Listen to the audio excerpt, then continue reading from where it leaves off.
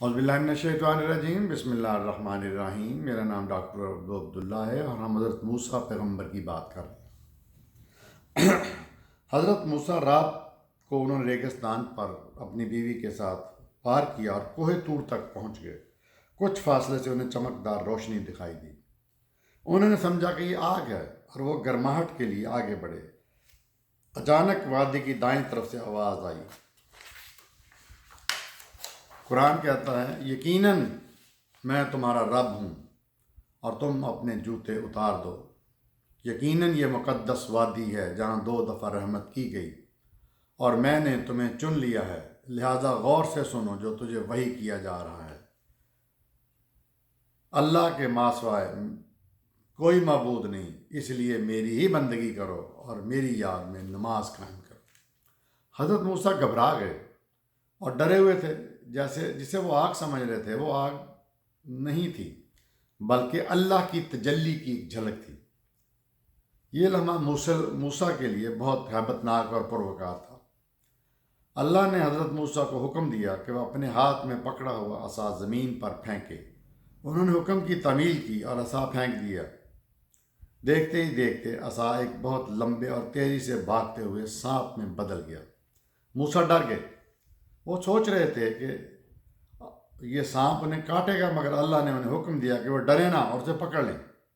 उन्होंने तामील की और उस सांप को पकड़ लिया। जैसे ही उन्होंने उसे पकड़ा वो वापस अपनी असली हालत यानी लाठी में आ गया। फिर अल्लाह ने मूसा से कहा वो अपना हाथ अपनी बगल में डालें। उन्होंने ऐसा ही किया। जब उन्होंने हाथ निकाला तो वो चमक रहा था और वापस बगल में डालकर जब दोबारा निकाला तो ये अपनी असली हालत में वापस आ गया। अल्लाह ने हज़रत मूसा को ये मौजज़ात अता किए ताकि वो बेहतर महसूस करें और उन्हें अल्लाह और उसकी ताकत की मौजूदगी का अंदाज़ा हो सके, और मुस्तकबिल में भी उन्हें उनके मौजज़ात से इस्तिफ़ादा हासिल होता रहा। अल्लाह ने मूसा को हुक्म दिया कि वो मिस्र वापस चले जाएं और इसराइलियों को फ़िरौन से निजात दिलाएं और इन भटके हुए लोगों की इस्लाह करें। हज़रत मूसा मुज़ाकरात करने में कुछ ज़्यादा बेहतर नहीं थे क्योंकि उनकी ज़बान में लुकनत थी। उन्होंने अल्लाह से दरख्वास्त की कि उनके भाई हारून को इस मकसद में उनका साथी बनाया जाए क्योंकि वो बहुत अच्छे मुकर्रर थे। उनकी दरख्वास्त मंजूर हो गई। हज़रत मूसा अपने अहल व अयाल के साथ मिस्र में ही क़याम पज़ीर रहे और फ़िरौन से मुज़ाकरात के लिए गए। उन्होंने उन्हें अल्लाह का पैगाम सुनाया, मगर उसने आपका मजाक उड़ाया। मगर आपने हार न मानी और तबलीग जारी रखी। बादशाह और उसके लोगों पर फ़िरौन पर कोई असर न हुआ। आखिर नाउम्मीद होकर मूसा ने कहा कि ऐ फ़िरौन, क्या मैं तुझे ऐसी चीज़ दिखाऊं जिससे तुझे मुझ पर यकीन आ जाए कि मैं सच्चा हूँ? उसने कहा, ठीक है, मगर उसके चेहरे पर गैर यकीनी मुस्कुराहट थी। मूसा ने अपना असा ज़मीन पर फेंका जो कि फ़ौरन ही सांप बन गया। लोग हैरान हो गए और खौफज़दा हो गए, मगर जब मूसा ने उसे पकड़ा तो फिर से उनका असा बन गया। हर कोई हैरान था। फिर हज़रत मूसा ने अपना हाथ बगल में डाला और जब बाहर निकाला तो वह चमक रहा था। कुरान कहता है, फिर उसने अपना असा फेंका तो वह सांप बन गया। फिर उसने अपना हाथ गिरेबान में डाला तो ये देखने वालों को सफ़ेद चमकदार नज़र आया। फ़िरौन कहने लगा कि ये तो जादूगर है। उसने लोगों के दिमाग बदलने का फ़ैसला किया। फ़िरौन परेशान था कि लोग मूसा की पैरवी शुरू कर देंगे। उसने हज़रत मूसा और दूसरे जादूगरों के साथ मुकाबले का एक दिन मुकर्रर किया। उसने दूर दराज इलाकों तक अपने लोग भेजे ताकि वो जादूगरों को इकट्ठा कर सकें जो कि मूसा पर सबकत ले जाएं, और जीतने वाले के लिए बहुत से इनाम का भी वादा किया। मुकर्रर दिन हज़ारों लोगों की भीड़ जमा थी। हर तरफ गहमा गहमी थी। हर कोई बादशाह के जादूगरों और मूसा के मौजज़ात का मुकाबला देखना चाहता था। जैसे ही जादूगरों ने अपनी छड़ियाँ फेंकी वो हिलने लगीं और सांप नज़र आने लगी। उसके बाद लोग हैरान थे। उसके बाद मूसा ने अपना असा फेंका जो अल्लाह के हुक्म से एक अज़धा बन गया और हर तरफ लहराने लगा और जादूगरों की फेंकी हुई तमाम छड़ियाँ खा गया।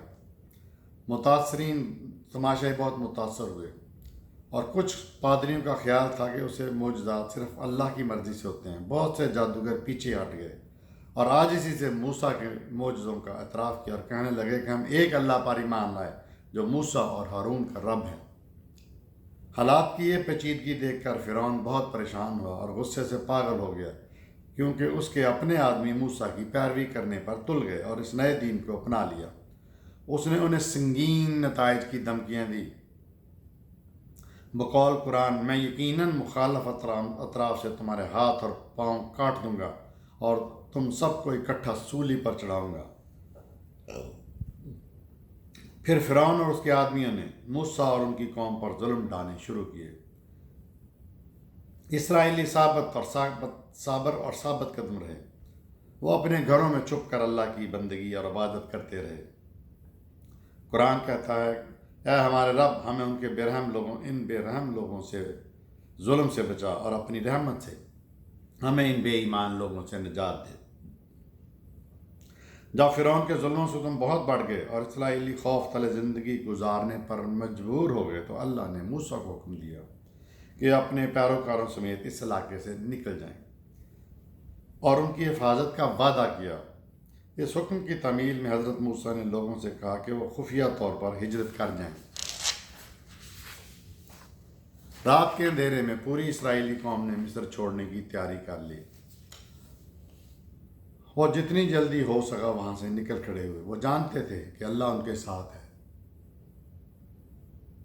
اگلے دن اسرائیلیوں کے گھر خالی پائے گئے، وہاں کوئی رونق نہیں تھی۔ فرعون کو اطلاع دی گئی تو وہ آگ بگولا ہو گیا اور بھاگنے والوں کو پکڑنے کے لیے اس نے اپنی فوج کے ساتھ روانہ ہوا۔ وہ اسے اپنی شان کے خلاف سمجھتا تھا کہ اس کے غلام بھاگ جائیں۔ جب حضرت موسیٰ سمندر کے کنارے پہنچے تو انہوں نے فرعون کی فوج کے گھوڑوں کی ٹاپیں سنی۔ اسرائیلی ڈر گئے کہ وہ اب پکڑے جائیں گے اور انہیں سزا ملے گی۔ جب موسیٰ اور ان کے ساتھیوں کا پیچھا کیا جا رہا تھا تو اللہ نے ان کو وحی کی کہ پانی میں اپنا عصا مارو، اور پانی پھٹ گیا اور ہر طرف پانی پہاڑ کی طرف کھڑا ہو گیا۔ دونوں طرف پانی کسی چٹان کی طرح مضبوط ہو کر ایک طرف ہو گیا، جبکہ سمندر کا اندر والا حصہ بالکل خشک زمین میں بدل گیا۔ یہ ایک حیرت انگیز معجزہ تھا۔ لوگ بہت مشکل سے اس پر یقین کر پائے۔ اسرائیلی بھاگے اور سمندر میں بہت دور نکل گئے۔ فرعون اور اس کا لشکر بھی ان کے پیچھے ہو لیا۔ پھر ایک دھماکے کی آواز آئی اور دونوں طرف کھڑا پانی واپس اپنی اصلی حالت میں آ گیا اور اس نے فرعون اور اس کے لشکر کو ڈبو دیا۔ قرآن کہتا ہے، اور ہم نے آل اسرائیل کو سمندر سے گزار دیا۔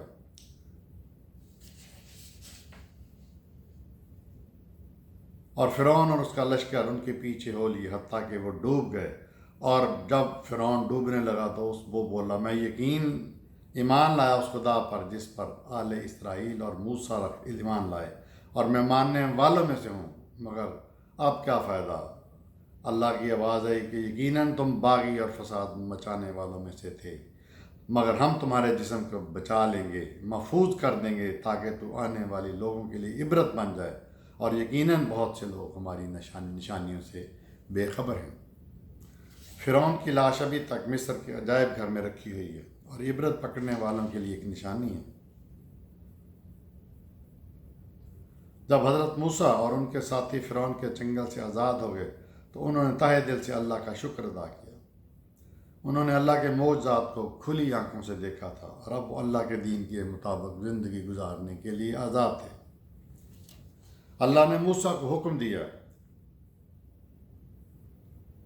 کہ وہ پہاڑوں پر چلے جائیں۔ انہیں 40 دن تک وہاں قیام کرنا تھا۔ اس قیام کے دوران اللہ نے حضرت موسیٰ کو تعلیمات سے آگاہ کیا اور انہیں ایک کتاب بھی عطا کی اور تختیاں بھی عطا کی جس میں 10 احکامات درج تھے۔ ایک دن موسیٰ نے کہا، میرے رب، مجھے اپنی دیدار سے فیض یاب کر تاکہ میں تجھے دیکھ سکوں۔ اللہ نے کہا، تو مجھے نہیں دیکھ سکتا، مگر اس پہاڑ کو دیکھ، اگر یہ اپنی جگہ پر قائم رہا تو مجھے دیکھ پائے گا۔ اور جب اللہ نے پہاڑ پر اپنی تجلی ڈالی تو وہ ریزہ ریزہ ہو گیا۔ موسیٰ گرے اور بے ہوش ہو گئے۔ جب انہیں ہوش آیا تو وہ کہنے لگے، تمام بڑائی اللہ ہی کی ہے، میں تیری ہی طرف رجوع کرتا ہوں، یقیناً کی اور ایمان لانے والوں میں سے ہوں۔ مقررہ دنوں کے اختتام پر حضرت موسیٰ اپنے لوگوں کے پاس واپس آئے اور انہیں اس احکامات کے بارے میں بتایا جو ان پر نازل ہوئے تھے۔ واپسی پر حضرت موسیٰ یہ جان کر بہت غمگین ہوئے کہ ان کی قوم کو بچڑے کی پوجا کرنے کی عادت پڑ چکی تھی۔ جب بھی ان کے بھائی حضرت ہارون انہیں اس فعل سے منع کرتے ان کا مذاق بن جاتا۔ حضرت موسیٰ نے اسرائیلیوں کے دلوں سے اس جہالت کو دور کرنے کی ہر ممکن کوشش کی۔ کچھ افراد جو کہ بچڑے کی پوجا کرتے تھے پچھتائے اور توبہ کی، مگر زیادہ تر اسی فعل پر قائم رہے۔ موسیٰ نے کہا، یقیناً اللہ تمہیں حکم دیتا ہے کہ تم ایک گائے کی قربانی دو۔ قرآن ہے۔ ان میں سے زیادہ تر ہچکچائے اور زیادہ نے انکار کیا، اور حضرت موسیٰ لوگوں کو پیغام حق دیتے رہے۔ ایک ایسا وقت بھی آیا کہ بارش نہ ہوئی، لوگوں کو خشک سالی اور کھانے پینے کی اشیاء کی قلت کا سامنا تھا۔ پانی اور خوراک کی بے حد کمی تھی، لوگ بھوک سے مرنے لگے۔ جب حضرت موسیٰ نے اللہ سے دعا کی کہ ان کو خوراک مہیا کرو، اس علاقے میں پانی نہ تھا، وہ موسیٰ کے پاس آئے۔ حضرت موسیٰ نے کسی معجزے کے لیے دعا کی۔ اللہ نے موسیٰ سے کہا کہ وہ پہاڑ کو اپنی لاٹھی سے ماریں۔ حضرت موسیٰ نے پہاڑی پر اللہ کا نام لے کر ضرب لگائی، پہاڑی میں 12 جگہوں سے پانی کے چشمے پھوٹ پڑے۔ لوگ یہ حیران کن معجزہ دیکھ کر بہت مشکور ہوئے۔ قرآن کہتا ہے، اور جب موسیٰ نے اپنی قوم کے لیے پانی مانگا تو ہم نے کہا کہ اپنے ساتھ سے پتھر کو مارو، تو پتھر میں سے 12 چشمے پھوٹ پڑے، اور ہر قبیلے نے اپنی جگہ تعین کر لی، اور جو کچھ تمہیں دیا گیا اس میں سے کھاؤ اور پیو، اور زمین پر فساد مچاتے نہ پھرو۔ اسرائیلی 12 قبیلوں میں بٹے تھے، ان میں سے ہر ایک یعقوب علیہ السلام کے 12 بیٹوں کی نسل میں سے تھا، لہذا ہر قبیلہ علیحدہ علیحدہ چشمے پر پانی پینے آیا۔ ہر کسی نے جی بھر کر پانی پیا، اور کسی کو بھی دھکم پیل کا سامنا نہ کرنا پڑا۔ صحرا میں کچھ عرصہ رہنے کے بعد موسیٰ علیہ السلام نے مقدس سرزمین فلسطین کی طرف جانے کا ارادہ کیا۔ حضرت موسیٰ نے پہلے 12 آدمیوں کو بھیجا تاکہ وہ جا کر فلسطین کا ایک سرسری جائزہ لے سکے۔ وہ کافی دنوں بعد واپس آیا اور بتایا کہ وہاں پر سرسبز باغات اور زرخیز زمین ہے، اور پانی کی بھی بہتات ہے۔ ہر کوئی فلسطینی جانے کے لیے تیار ہو گیا۔